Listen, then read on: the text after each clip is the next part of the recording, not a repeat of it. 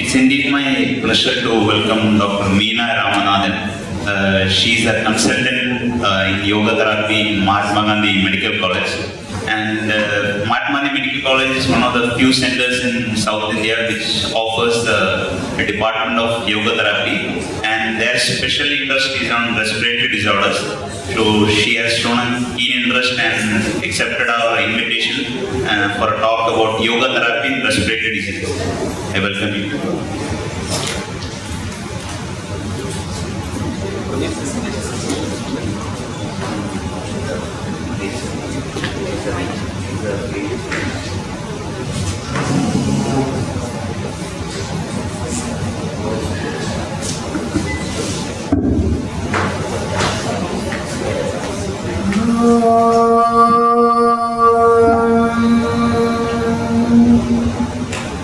सर्वे भवन्तु सुखिनः सर्वे सन्तु निरामयाः सर्वे भद्राणि पश्यन्तु मा कश्चित् दुःखभाग् भवेत् ॐ शान्ति शान्ति शान्ति. A very good morning to you all. I beg your pardon because I am not so well versed in French, so I will have to be presenting only in English. I just hope that you don't mind. So with that prayer, where we are praying for the health and universal peace for all the living beings. So, a sincere thanks to the director of our unit, Dr. Yogi Bhavnani, who is also our teacher and guru. So basically today we are here to discuss a few points, important points about yoga and yoga therapy. So when we talk about yoga, it is something that which combines, that which brings together, that connects. And because of the stressful life that we live now, there is a lot of distraction happening and we are getting disintegrated into different parts and bits. So bringing all the bits together and putting everything together, that is what yoga is all about. And it is a beautiful discipline. It's not just the 1 hour of practice that we do. Like putting on a mat and you go and do your practice and then forget it and go about doing the rest of the things. It's not so. Yoga is a way of life. You have to live it. It is like a 24/7, 365 days. So it's just that you inculcate all these concepts and aspects and start living it as your everyday routine. And that is when it becomes a proper yoga. And that is how I think you must all know about Mahatma Gandhi.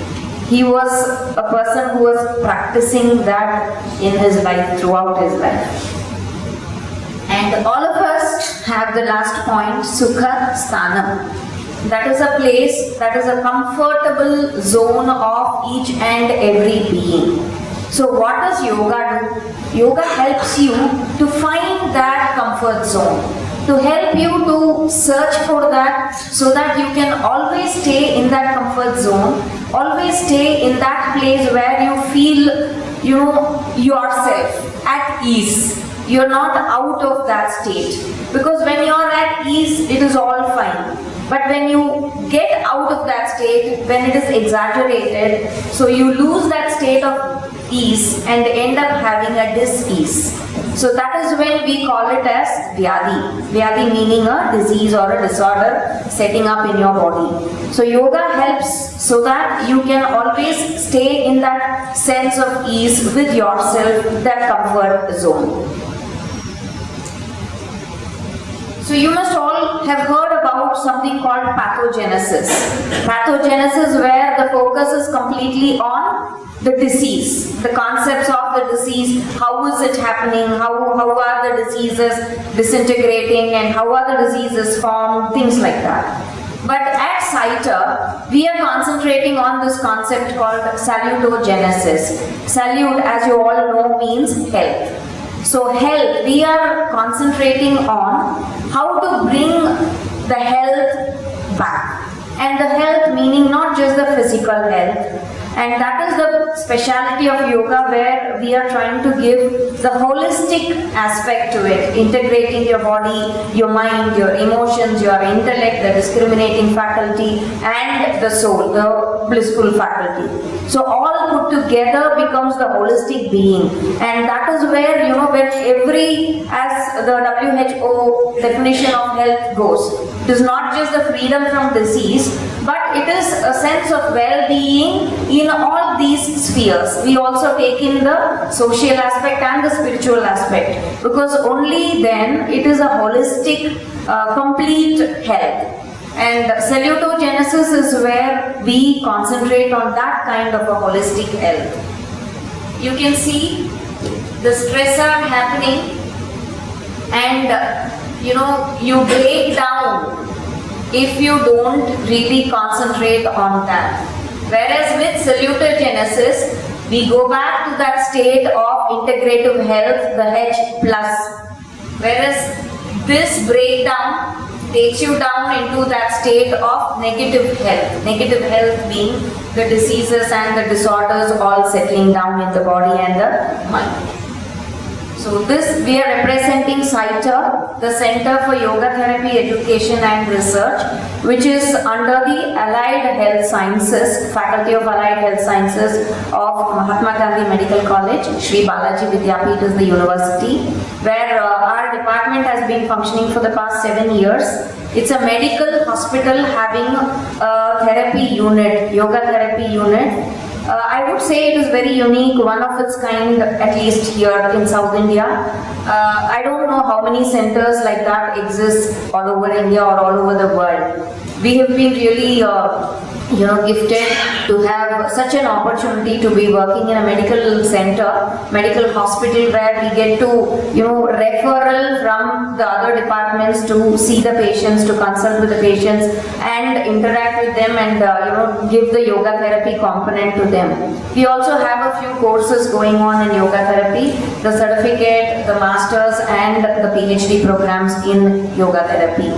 And we've had up to 42,000 patients so far. Just a view of what we are doing there. We concentrate on the education aspect, we concentrate on the therapy aspect, we also concentrate on the research aspect. So that makes the department. So yoga has 8 different components in it, making it the whole thing. And the 8 different components, each one leading to the other, it is all interconnected. It is not just steps, it is all interconnected. It's like a chain with different links. So these are the 8 steps given to us by Maharishi Patanjali, and it's called Ashtanga Yoga. What are the 8 steps? Yama, Niyama, Asana, Pranayama, Pratyahara, Dharana, Dhyana and Samadhi. These are the 8 steps, taking you into, from the animal being that we all are, from the reptilian brain, we evolve into the mammalian, and then we become the human being that we all are. Bestowed to be a human being. So this is a whole process where the evolution is happening. Evolution, the change and the expansion happening, and that is the whole path of yoga all about. Changing you, evolving you into a new being, into something that, like where you have to interact in the world, where you have to live with everybody. So that is where this 8 limb actually comes into place. Slowly, step by step, we become that holistic being. And what are the mechanisms of yoga? I am sure you must all have heard about, asana, or at least seen pictures of that, the postures, where you would have seen, people standing on one leg or people standing upside down. Have you all seen that? So you're all familiar with all the asana part, that is more the physical component to it. And then you must be knowing about the respiratory, the pranayama, breathing techniques. I'm sure you must all have heard about that and practiced a few techniques also. And the dhyana, meditation. Yes? So these are very, very common components, like at least the famous components of the Ashtanga Yoga, where the other are not so familiar. But when we call about yoga therapy and yoga, it is the whole thing. It's everything put together, where we are integrating breath with the body movement. That is the speciality, and it becomes a yoga practice only when you can put these two together. See, for example, when we are raising the hand up, so we are going to be breathing and simultaneously raising the hand, and that is when the body movement is bringing your mind also, and that is where we call it integration. For example, you're going to be breathing in, slowly lifting your hand up, breathing out, slowly putting the hand down. So whenever we are synchronizing the breathing with the body movement, that actually brings in the connectivity, that brings in the the integration, the putting together aspect. And what is actually bringing that connectivity is our own breathing. So breathing has a lot of importance in the yogic curriculum. If you are not breathing, if you are holding your breath, the whole cycle is sort of cut off. The link is broken. So we have to keep breathing as we move. But there are a few techniques where we consciously hold the breath. That is a different aspect. But the breath, so that is an important component where we are integrating everything together. And we focus on the now, where we are breathing and moving. It is like your whole awareness and your whole consciousness is on the now, on your movement, on the breathing. We are breathing right now, but are we aware of that? It is a function that happens naturally. So how many of us really think about the breathing? Very, very difficult to really concentrate and think. So when we are concentrating, when we are conscious, when we are aware that we are breathing, that becomes a breathing technique, that becomes a pranayama. So very simple, bring in your mind, mindful practice makes it yoga. That's it. And when we are doing a posture, it's not that we are holding the breath. Again, we are doing that, moving the body with the breathing, and in the final posture, our mind is completely in there where you are present. For example, this is a posture where you are stretching laterally, and in that final posture, you are not holding your breath, you are breathing, you are continuing to breathe normally, and the whole change in the physiology is happening because of that continuation. The body stretching, the muscles getting stretched, and the breath being taken into each and every part. We call it the energy, the pranic energy, which is, the subtle aspect of the living being. The pranic energy is present in all the nadis, which are astral channels, again present in the physical, subtle body. The physiological level of existence depends on the circulation of the nadis. Suddenly, there is a day when you are feeling so fresh, feeling so energetic, which means all the nadis are activated, like it's working properly. And some days you are feeling so low without a reason, which means the circulation of nadi is blocked in some place, or it is not really proper, it is not happening 100%. So inexplicable reasons can be explained and can be solved if we understand the concept of nadis and the circulation of prana. And a few of the scientific evidences where yoga therapy and the breathing techniques have been proved to be very effective.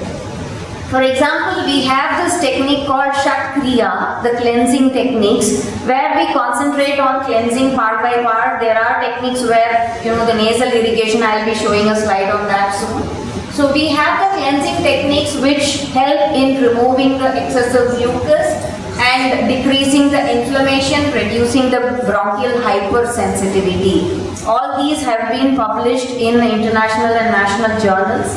And the bronchoprotective and broncho-relaxing effect with the breathing techniques, the pranayama. improved exercise tolerance in asthmatics,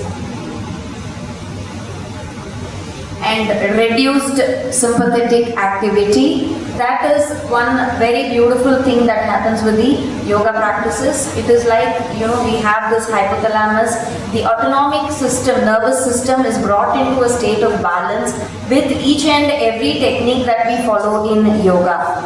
That state of balance releasing, the sympathetic and the parasympathetic nervous system, so that the stress and the stressors stop to have any effect on us. And most of the problems, as you all know, is because of the psychosomatism that is involved. So all the psychosomatic disorders, like for example the hypertension or cardiovascular diseases and diabetes, which is like fast going up, and those are actually brought down or at least controlled by the yogic techniques that we do, the simple breathing techniques. And all that we have also proved with a few of the studies done in our department, like with one single session of yoga, how the heart rate is coming down, the systolic pressure and the diastolic pressure are coming down, and we have also sent it for a publication. Oh, sorry. I wanted to speak about that. The chemosensitivity, the chemoreflex sensitivity in hypoxia and hypercapnia. The sensitivity is adjusted, and that again is because of the techniques in the breathing, and especially in the patients with asthma, it's found to be very, very effective.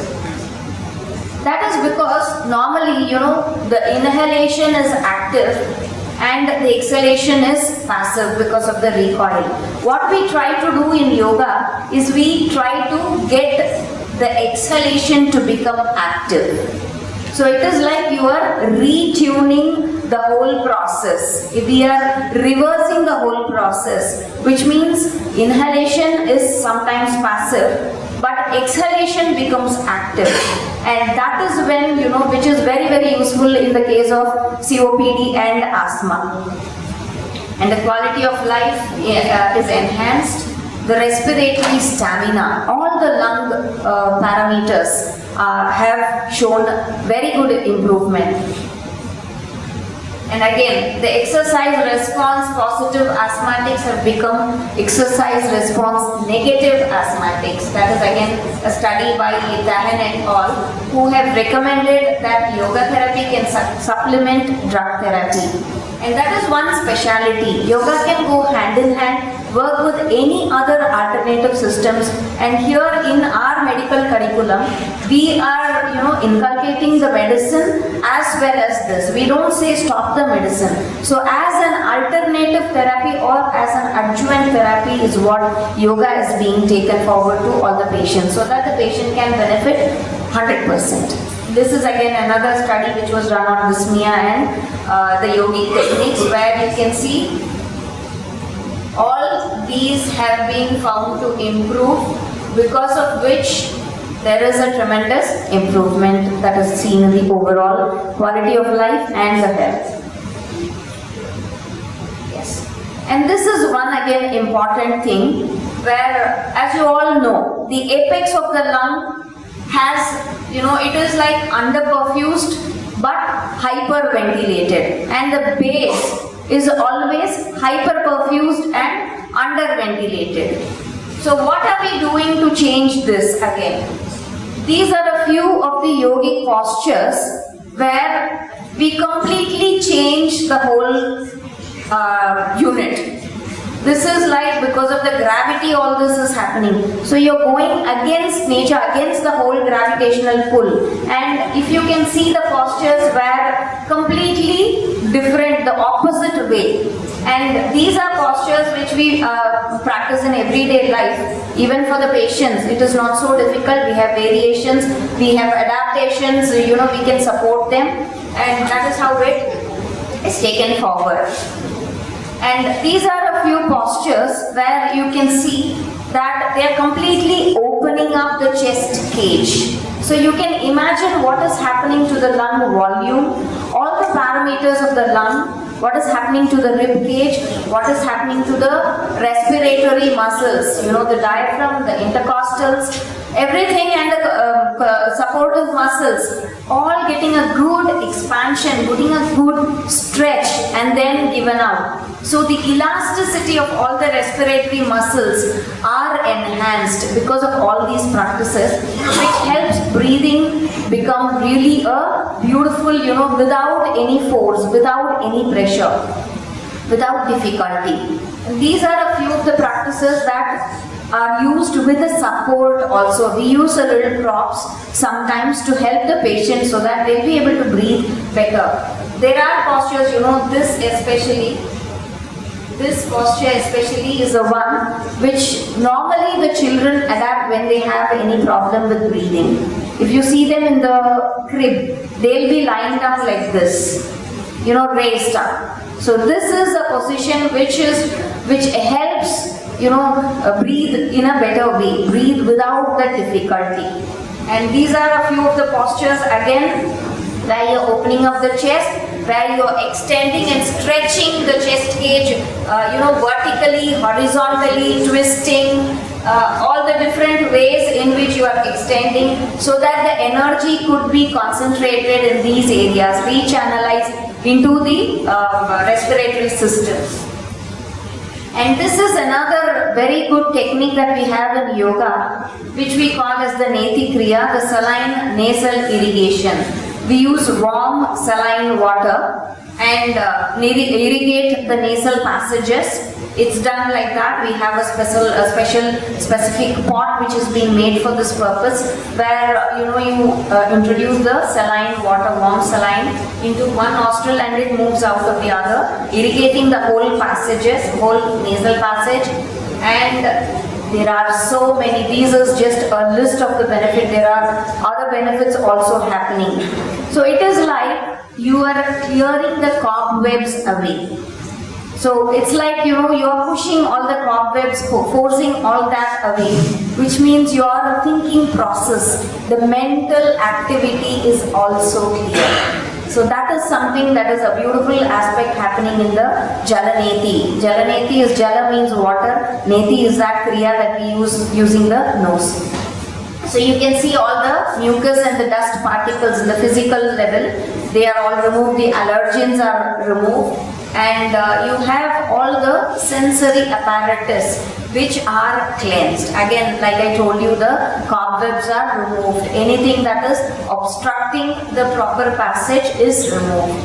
And we have, prevention against cold, cough, sinusitis, all the infections, resistivity. We have this process which has proved to be a good practice for allergic rhinitis, and helps overcome the addictions. Like I told you, thinking clear, becoming more confident to handle your own self instead of giving in to the temptations of tobacco and other, the drugs. And this has been suggested as a adjuvant therapy to alleviate the symptoms related to all this.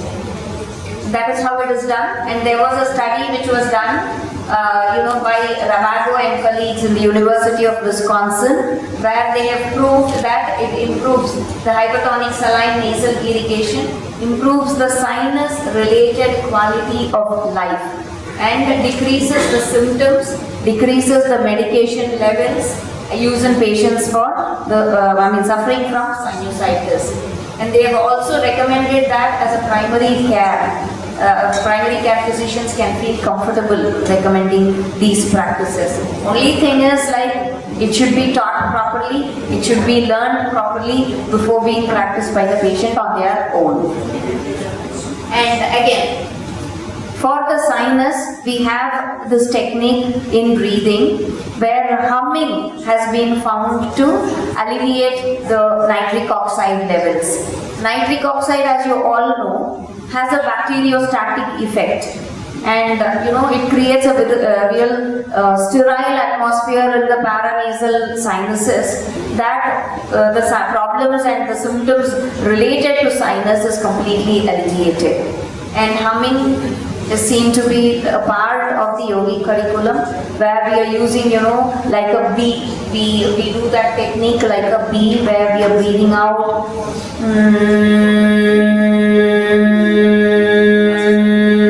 Like that. And that kind of a humming with the awareness again reduces the symptoms in sinus affected people. We have many other pranayama techniques where we use the sound, the nada, which again alleviates, helps with these problems. And this is something that you're all familiar about, the bronchopulmonary segments, the 10 segments that we have.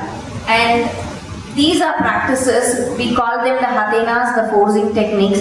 These are practices where we consciously send the energy into each and every segment of the lung. We use this technique called sparsha mudra. Mudra is a gesture where you keep your hands on the lower lung and consciously you're breathing, sending in the energy into that region on the lower lung and the side of the lower lung and the back of the lower lung. Similarly, mid-chest, front, and again side and the back. And the upper chest, we don't put our hand in the axilla because it's a very, very sensitive area. So we think about this region, but our hands will be placed here and the upper back. So these are a few, gestures are the movements, and you touch, you are aware, you are conscious. So how we take this forward to patients is, Daya, can you please come here? So we make them stand or sit comfortably. If they have problem in breathing, so we put a hand in their lower lung, tell them to breathe, so that they become aware of this region, and when they are inhaling, it is like consciously the energy is spread into this region. And the touch, the sparsha, that really helps to increase the awareness to that region particularly. Thank you, Daya. And we have a few gestures, like for example, this is the chin mudra, the chinmaya mudra, and each gesture is so important because that gesture channelizes the energy, recirculates the energy into the areas, like for example, this recirculates the energy into the lower half of the body. And this recirculates the energy, channelizes into the thoracic region, the mid region, the mid chest. And we have this which energizes the upper, neck and the skull region. So we have very, very beautiful, simple techniques which could be practiced by everybody. Everybody can do that. Only thing is that they need to breathe. If they can breathe, yoga can be practiced by everybody.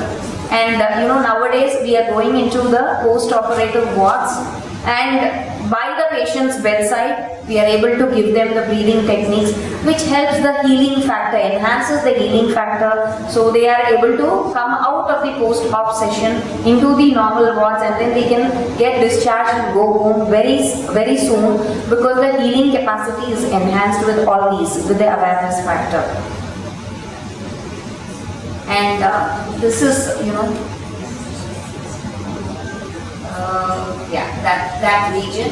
Where the mind goes, there the prana flows. That is what I just showed you with him. We keep the hand in that region, so your mind automatically goes there, and the prana, the energy flows into that region.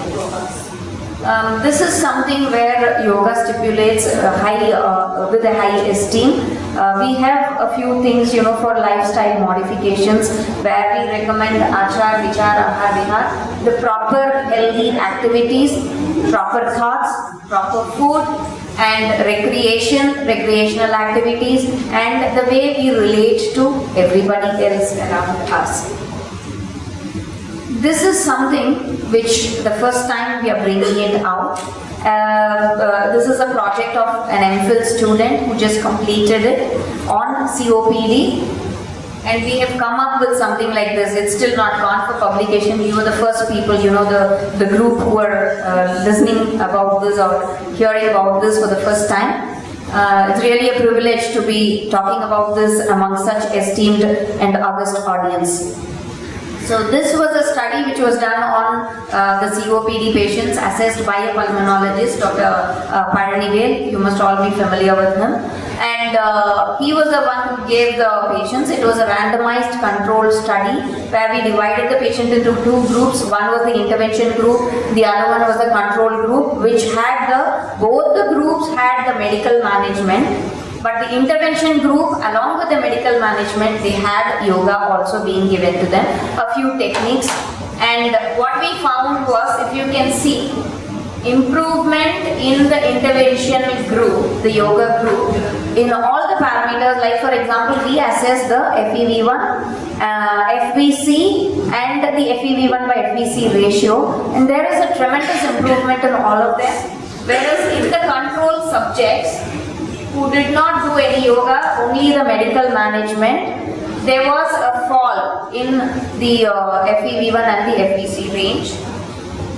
And this is a questionnaire to find out the St. George's respiratory questionnaire, where we found all these are the delta percent changes that we are showing now. If you can see the symptom score, the impact score, it's falling down because the symptoms have got really alleviated. This is the intervention group, and that is the the control group, where you see a fall in the symptoms with the medical management, but all the other scores have not really come down. This study was done for 4 weeks, and these are the results which we have compiled after that. So these are a few of the techniques which we find really useful in all this. Like for example, the Nasarga Mukha Bastrika. If you all would be interested, I think we can all do a few of the techniques instead of listening about it. Are you all ready for that? Yes, can we do something? Okay. So let me just tell about this.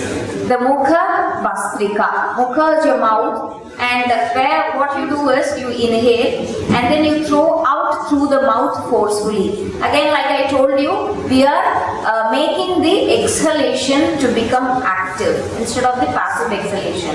So when you are forcing out the breath, what's happening is the carbon dioxide is thrown out completely, leaving your blood rich of oxygen. So that is where, the whole pattern is changed. The whole breathing pattern is changed, reversed. So this is where you are inhaling through the nose and exhaling forcefully through the mouth. Yes. So shall we try that? Okay? With a few more techniques.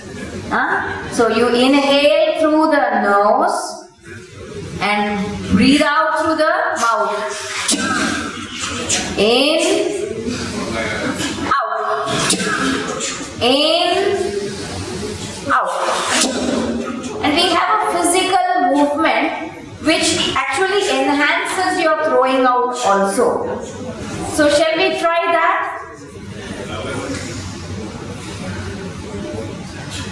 Yeah, that's it. So can you just start shaking your right hand? Just give a good shake to your right hand. Leave it loose, let it go. Just feel the energy in your hand. And now start shaking your left hand. Just let it go, let it go. Let go component is very important, don't hold tight. Yeah, now both the hands.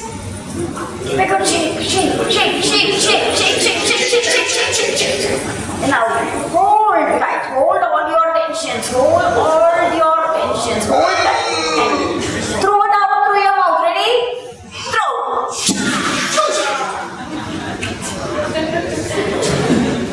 Can we do that once more? The Pandora's box is open. So just one more time. Give a good shake. Give a good shake. You can shake your head. You can shake all around. You can shake, shake, shake, shake, shake, shake. Shake, shake, shake, shake, shake, shake, shake, shake, shake. Now hold everything tight. All your negativities, all your tension. Hold tight, and throw.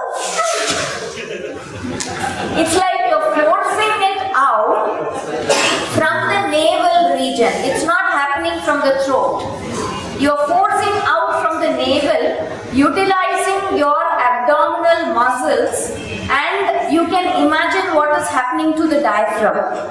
The forcing diaphragmic activity gives a good massage into the whole of the respiratory apparatus. So, I don't know whether you used your abdominal muscle. So, just one more time. Now with this. Okay? Yeah. Shake. Shake, shake, shake, shake, shake, shake, shake, shake, shake, shake. Get a good shake, shake, shake, shake, shake, shake, shake, shake, shake, shake, shake, shake. Now hold tight. Using your abdomen. Force it out. Throw. And now just sit quiet. Eyes closed. Isn't there a sense of lightness? Do you feel light? Yes. You have to. You can't say no. Okay. So this is one. I have a few more. This is if you can all stand up, may I request you to please raise up. Again, can I have the water?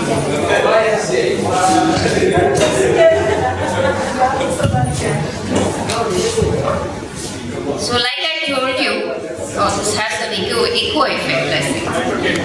So as you're breathing in, you are supposed to be raising your hand up and your toe also up, both your hands. Because I'm holding the mic, I'm not raising. Yeah, ready? Just stay quiet. Get all your breath out. Now start breathing in, lifting both your hands up. Stretch out both your hands, both your hands. Give a good stretch on your toes, on your toes, on your toes. And relax.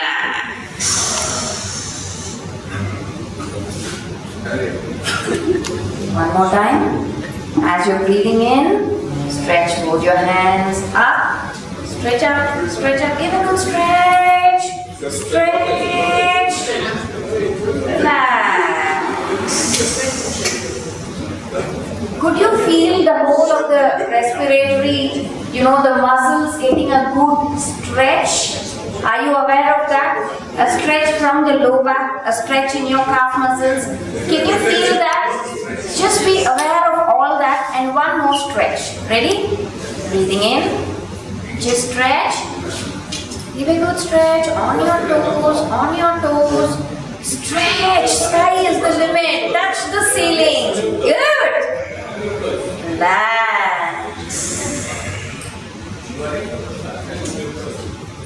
So that was a traction that you gave. Self-traction to your vertebrae. A beautiful stretch.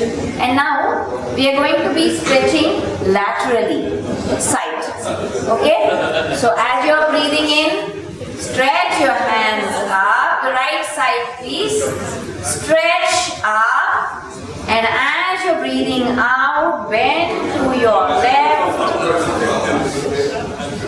Now breathing in, stretch up. And out, put your hand down. And now complementing it on the left side, breathing in, stretch your hand up. Give a good stretch here. And as you're breathing out, bend to your right side. Yes, breathing in, come up.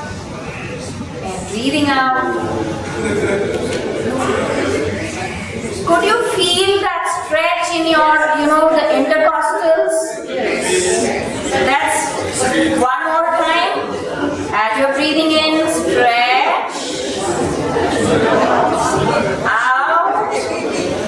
And now just be conscious of the position and you're breathing in 2, 3, 4, 5, 6. Now breathing in, slowly stretch out. And out, put your hand down. Breathe in, stretch your left up, stretch, and now breathing out, slowly bend to your side. And be conscious of the stretch and be conscious of your breathing. Hold it 2, 3, 4, 5, 6. Now breathing in, stretch up again, and out. So just stay there, eyes closed for a moment, listening to your body, feeling your body respond to that beautiful stretch, the lateral stretch and the vertical stretch. So coming down onto your chairs, sitting down very comfortably. So this is another technique where we are going to, manipulate the spine to become convex and concave from the sitting position. Normally it is done from the fours, on all fours, the animal position. Daya, may I request you to please come 1 minute.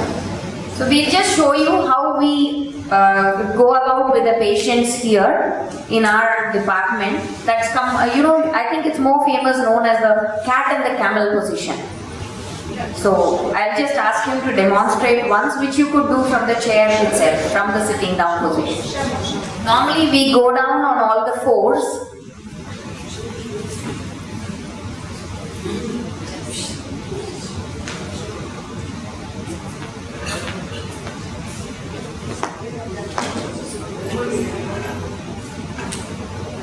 So this is the position normally taken up by each and every patient. It is very simple because they are on all the fours, and there is a grounding effect that is happening psychologically.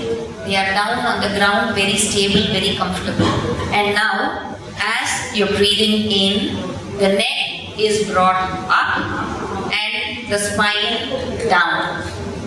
And as you're breathing out, the neck is taken down, the spine is pushed up as much as you can. And now, if I am going to place my hand here, the consciousness is over here, and now breathing in, the lower aspect, breathing out, yes, and here the mid and there the upper aspect. Relax. Thank you.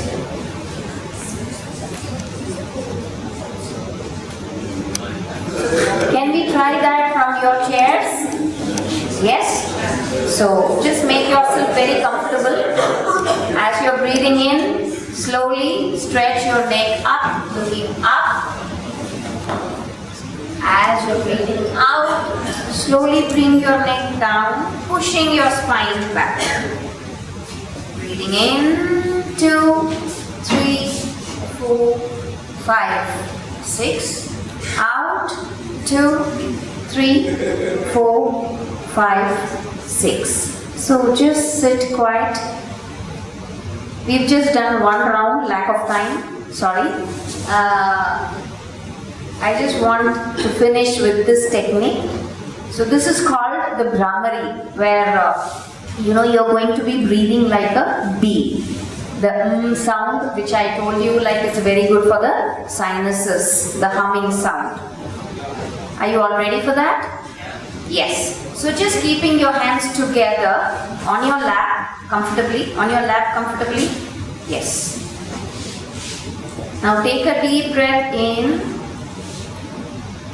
breathing out, coming out with a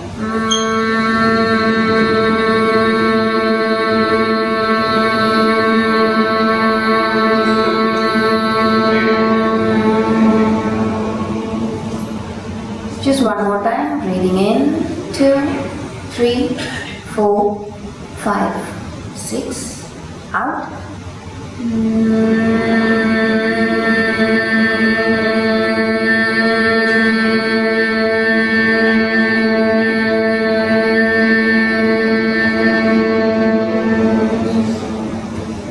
The same thing now with the mudra, just closing your ear, your eyes, your nose. Don't close it, just keep it next to your nose and your mouth. And now breathing in, 2, 3, 4, 5, 6, out.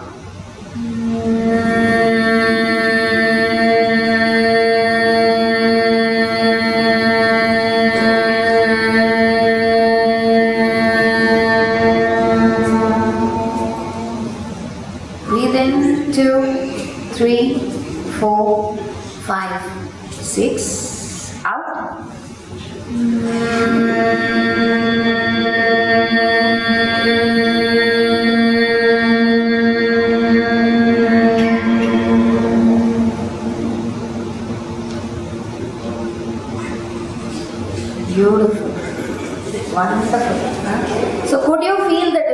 when you are humming without closing your ear and when you close the ear.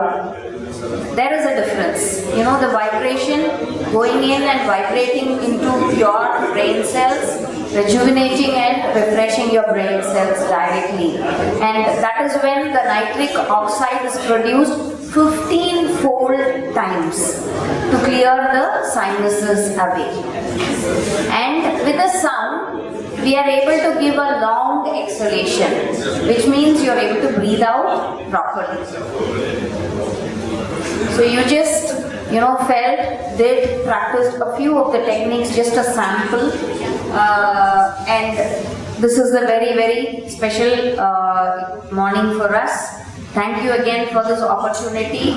And in conclusion, I would like to say, yoga as an adjuvant or an adjunct therapy along with the modern medical care is very, very important, so that you are able to give the patient a complete and holistic cure instead of just the physical or the physiological cure. So that is where yoga comes in. And to sum up, the key to happiness lies within, and nothing comes from outside. Everything is self-built, and we are that, carrying all those potential inside.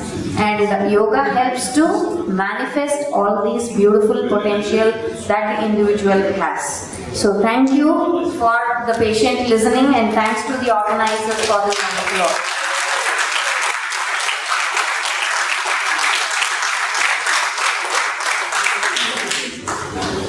Merci beaucoup, thank you very much. Vous avez bien compris que le yoga, c'est l'union du corps et de l'esprit.